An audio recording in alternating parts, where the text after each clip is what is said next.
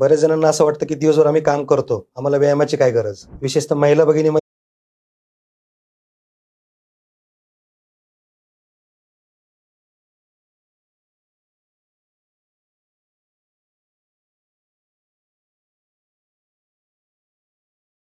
heart को healthy रखने के लिए मेनली क्या है, हार्ट का हमारे जो आर्टरीज है, जो हमारे ब्लड वेसल